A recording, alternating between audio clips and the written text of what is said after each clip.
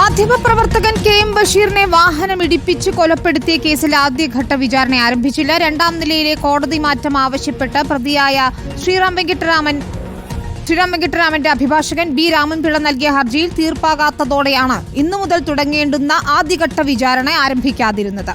ഹർജിയിൽ തീരുമാനമായതിനു ശേഷം നടപടികൾ മതി എന്നാണ് കോടതിയുടെ തീരുമാനം. തുടർന്ന് സാക്ഷികൾക്കുൾപ്പെടെ തീയതി നിശ്ചയിച്ച സമൻസ് മരവിപ്പിക്കാനും കോടതി നിർദ്ദേശം നൽകിയിട്ടുണ്ട്. റിനു ശ്രീധർ ചേരുന്നു. റിനു, എന്താണ് സംഭവിച്ചത്?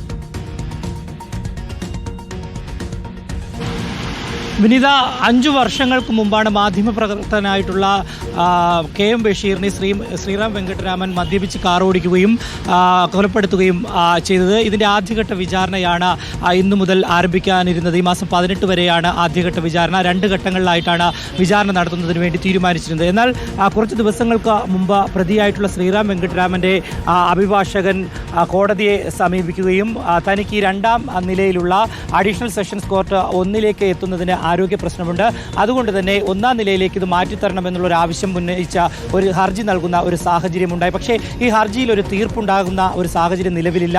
ആ തീർപ്പുണ്ടാകാത്ത സാഹചര്യത്തിൽ ഇന്നു മുതൽ ആരംഭിക്കേണ്ടിയിരുന്ന ആദ്യഘട്ട ഒരു വിചാരണ നടന്നില്ല എന്നുള്ളതാണ്. ഇത് തീരുമാനിക്കപ്പെടേണ്ടുന്ന പ്രിൻസിപ്പൽ ജഡ്ജ് അവധിയാണ്. അതുകൊണ്ട് തന്നെ ഈ കോടതി മാറ്റത്തിൽ ഒരു തീരുമാനം നിലവിലുണ്ടായിട്ടില്ല.